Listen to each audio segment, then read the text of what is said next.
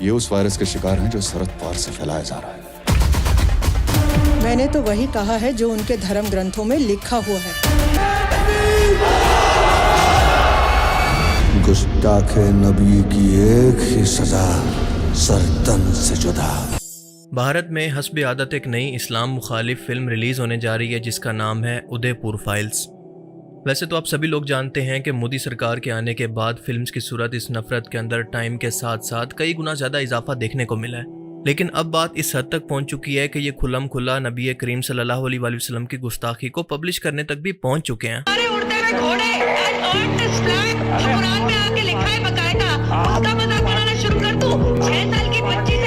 विजय रास जो कि एक इंतहाई टैलेंटेड कॉमेडी एक्टर है जिसे आपने मशहूर फिल्म रन के अंदर कवा बिरयानी के सीन में देखा होगा, और इसके अलावा धमाल फिल्म के अंदर एयर कंट्रोल टावर पर बैठे एक फनी शख्स के तौर पर भी आपने इनका कैरेक्टर बहुत ही पसंद किया होगा। अब पर्सनली टैलेंटेड होने की वजह से ये बंदा मुझे बहुत पसंद था, लेकिन ये बंदा भी इस नफरत का हिस्सा बन चुका है क्योंकि ये बंदा उदयपुर फाइल्स के अंदर मेन कैरेक्टर है जो कि एक ऐसे दर्जी का रोल प्ले कर रहा है जिसे एक्सट्रीमिस्ट मुसलमानों के हाथों कत्ल कर दिया जाता है। पहले इस फिल्म का नाम ज्ञानवापी फाइल्स रखा गया था जिसको बाद में बदलकर उदयपुर फाइल्स कर दिया गया, और जैसा कि नाम से ही जाहिर है कि इस फिल्म की कहानी ज्ञानवापी मस्जिद को मंदिर के अंदर बदलने के झगड़े पर बेस करती है। और इसी झगड़े के बाद भारतीय रियासत राजस्थान के शहर उदयपुर के अंदर हिंदू मुस्लिम फसादात फूट पड़े थे क्योंकि नेशनल गोदी मीडिया ने बीजेपी सरकार के कहने पर इस मुद्दे को भड़काया, नफरत फैलाई ताकि मुसलमानों को उकसा कर इनसे कोई ऐसा पुरतशद्दुद वाक़या करवाएं जिसको बुनियाद बनाकर इसी मुस्लिम कम्युनिटी को मजीद दबाया जा सके, और बज़ाहिर वो इसके अंदर कामयाब भी रहे। 28 जून 2022 को इन एहतजाज और हंगामों के अंदर कन्हैया लाल नाम के एक दर्जी को मार दिया गया था जिसका कैरेक्टर विजय रास प्ले कर रहा है। अब पहली बात यहाँ पर यह क्लियर कर लें कि जो शख्स आपसे एतराज़ करता हो, आपके किसी नज़रियात के खिलाफ हो, उसका मजहब चाहे जो भी हो, लेकिन कानून को किसी भी सूरत आप अपने हाथ के अंदर नहीं ले सकते। एक रियासत के अंदर किसी भी शख्स के पास ये इख्तियार नहीं होना चाहिए कि वो अपनी मर्जी की अदालत लगाकर खुद ही फैसले करता फिरे, वरना आप जरा सोच कर देखें कि अगर यही कानून हिंदू अपनाने लगें तो मुसलमानों का क्या हाल होगा। क्रिश्चियन और दूसरी कम्युनिटी के लोग भी अगर यही फार्मूला अपनाने लगें, खुद ही इंसाफ करने लगें, अदालत और कानून को ना माने, तो सोचें कि एक मुल्क के अंदर अदलो इंसाफ का क्या हाल होगा। और यहाँ पर तो हम बात कर रहे हैं इस्लाम की, जो कि ये दर्श देता है कि किसी एक बेकसूर को मारने का मतलब है कि पूरी इंसानियत को कत्ल करना। सो कन्हैया लाल के कातिलों को कानून के मुताबिक सजा जरूर मिलनी चाहिए, पर ऐसा होगा नहीं। जरा आगे चलकर जानते हैं कि क्यों। लेकिन सबसे पहले हमें यह समझना जरूरी है कि ये हालात पैदा नहीं हुए थे, बल्कि अपनी डर्टी पॉलिटिक्स और वोट बैंक के लिए और अपनी पॉपुलैरिटी बढ़ाने के लिए भारतीय हुकूमत ने खुद पैदा की है। ये इनसाइड जॉब थी जो कि भारतीय हुकूमत ने खुद करवाई थी, और आज यही हुकूमत आज इस मामले को मजीद हवा देकर इस वाक़े को हाईलाइट करके इस फिल्म के जरिए मजीद नफरत बांटने का काम कर रही है। और मैं ये बात ऐसे हवा में नहीं कर रहा, बल्कि आप खुद इंटरनेट पर जाकर इन खबरों की तस्दीक कर सकते हैं कि कन्हैया लाल के दोनों कातिल गौस मोहम्मद और रियाज अतारी खुद बीजेपी के सपोर्टर थे। इन दोनों को कोई सजा नहीं हुई। और आप जरा इस फैसले के कॉन्सिक्वेंसेस का अंदाजा लगाने की कोशिश करें कि इस तरह का फैसला मजीद हिंदू मुस्लिम फसादात को हवा देगा कि हिंदू लोग सोचेंगे कि हमारे लोगों को मार कर भी इन मुसलमानों को जानबूझकर कानून सजा नहीं देता, हालांकि इनको असल मामले का नहीं पता। अब ये वाक़या करवाने का मकसद ये था कि मुसलमान लोगों के अंदर इनके हजूम के अंदर घुसकर एक ऐसा वाक़या करवाना, इनको उकसाना कि तमाम नफरत का रुख मुसलमान कौम की तरफ मुड़ जाए, जिसके बाद मोदी हुकूमत खुद को हिंदुओं के सेवियर के तौर पर पेश करके मजीद हिंदुओं का वोट बैंक हासिल कर सके।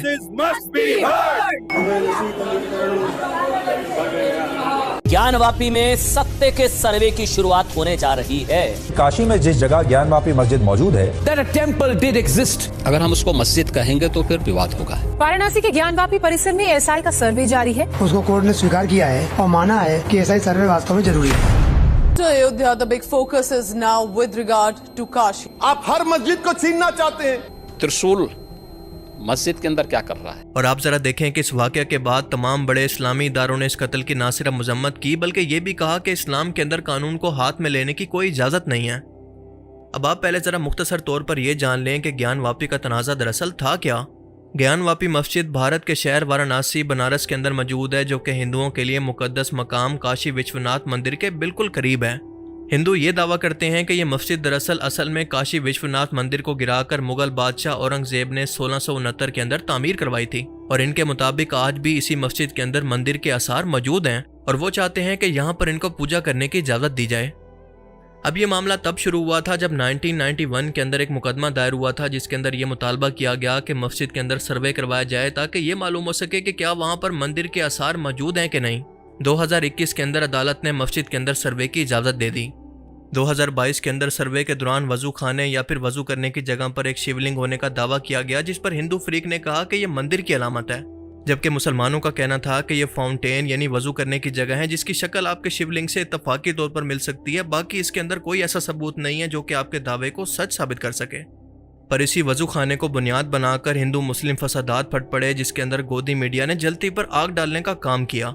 दिन रात हिंदू मुस्लिम डिबेट के बाद बात यहां तक पहुंची कि ज्ञानवापी मस्जिद के वजू खाने के इलाके को अदालती हुक्म पर बंद कर दिया गया। इसके बाद हिंदू फ्रीक ने सुप्रीम कोर्ट और निचली अदालतों के अंदर मुकदमात दायर किए और जनवरी 2024 के अंदर वाराणसी की अदालत ने हिंदुओं को मस्जिद के तय खाने के अंदर पूजा करने की इजाज़त दे दी। इसके बाद मुसलमानों की तरफ से इस पर एतराज़ात जारी हैं और मामला अभी तक अदालत के अंदर मौजूद है। और आज ज्ञानवापी मस्जिद एक फ़ाल मस्जिद है जहां पर मुसलमान नमाज अदा करते हैं और मस्जिद की दीवार के बिल्कुल साथ काशी विश्वनाथ मंदिर मौजूद है, जो कि हाल ही में नरेंद्र मोदी की हुकूमत के मंसूबे के तहत जदीद तौर पर बनाया गया है। अब फिलहाल की सूरत हाल ये है कि वजू खाना फिलहाल बंद है क्योंकि वहां पर हिंदुओं ने शिवलिंग होने का दावा किया है। पर हम देखते हैं कि बॉलीवुड के जरिए इस वाक़े को मजीद फसादात को हवा देने की कोशिश की जा रही है। लेकिन दूसरी तरफ हकीकत यह भी है कि अंध भक्तों को छोड़कर भारतीय अवाम जो कि वाकई अक्ल शऊर रखती है अपनी हुकूमत से सवाल करती है। वो बीजेपी की हुकूमत से दिन ब दिन मायूस होती जा रही है, जिसका सबूत आपको सोशल मीडिया खोलकर देखने पर मिल जाएगा। और ये पढ़े लिखे लोग इसलिए परेशान हैं कि भारत की जीडीपी गिर रही है, महंगाई बढ़ रही है, लोग मुल्क छोड़ छोड़ कर जा रहे हैं। सफारती तौर पर भारत दुनिया के अंदर अकेला हो गया है। कोई एक भी इस मुल्क का ऐसा साथी नहीं रहा जो कि मुश्किल टाइम के अंदर इसका साथ दे सके। और इसका सबसे बेहतरीन सबूत हमें इंडिया पाकिस्तान की वॉर के अंदर देखने को मिला, जब इंडिया पूरी दुनिया से आइसोलेट हो गया और अपनी इन्हीं नाकामियों को छुपाने के लिए और पब्लिक इंटरेस्ट के मामलात से अपनी आवाम का ध्यान भटकाने के लिए एक बार फिर से फिल्म इंडस्ट्री का सहारा लेते हुए वही प्रोपेगेंडा दोबारा से शुरू कर दिया गया है जो कि ये कई दहाइयों से करते चले आ रहे हैं। फिल्म के अंदर मुस्लिम उलमा कराम को विलन के तौर पर दिखाया गया है जो कि अपने लोगों का ब्रेन वॉश करके इनको लड़ाई झगड़े और फसादात के लिए उकसाते हैं। और इस्लाम मजहब को वायरस कहा गया है जो कि पूरे मुल्क के अंदर फैलकर तबाही मचा रहा है।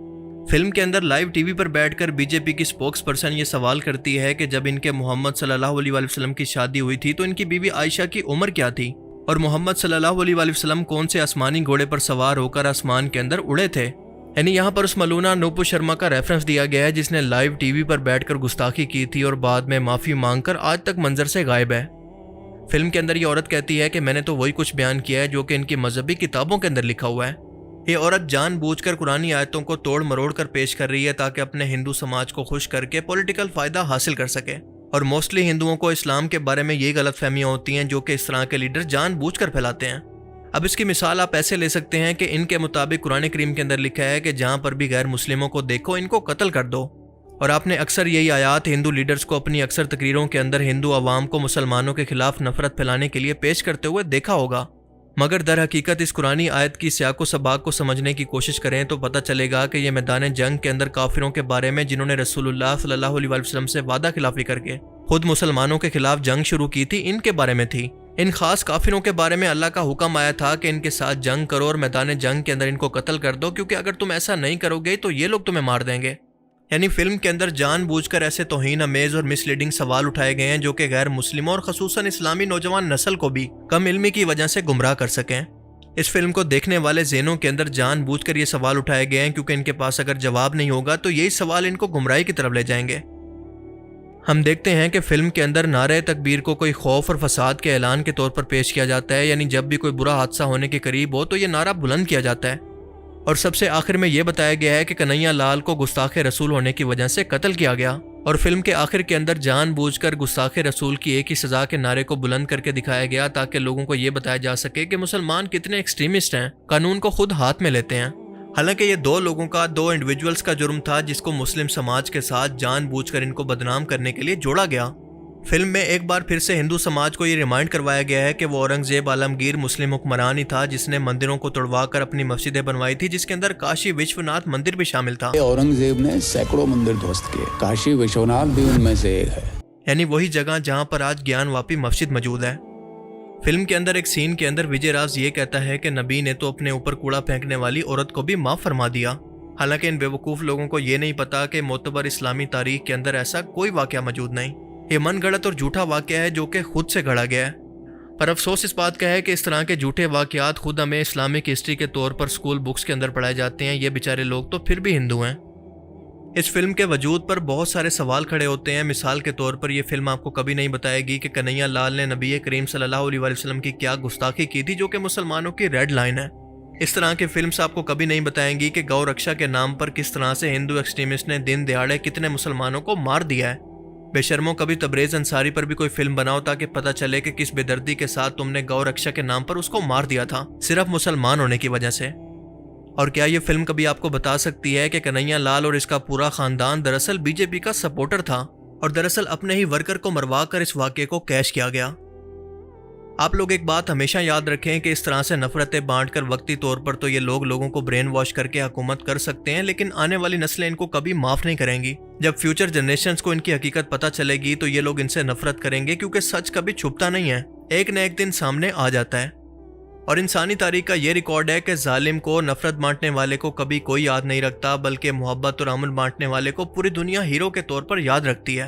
और इसीलिए नफरतें बांटकर नफरत की सियासत करके नरेंद्र मोदी और बीजेपी हुकूमत दरअसल तारीख के अंदर खुद अपनी कब्र खोद रही है। और इन लोगों को इस मामले की संगीनी का एहसास तक नहीं है, एटलीस्ट अभी तक तो नहीं। जो भी बोल सकते हैं सब झूठ बोलो, जहां भी बोल सकते हैं झूठ बोलो, जितनी बार बोल सकते हैं झूठ बोलो, किसी भी विषय पर बोलो तो सिर्फ और सिर्फ झूठ बोलो। एक ही काम, झूठ बोलो, झूठ बोलो, झूठ बोलो, बार बार बोलो, बार बार बोलो, बार बार बोलो। बस देख ली वीडियो, हो गई तसल्ली, अब भाग जाओ बिना सब्सक्राइब किए।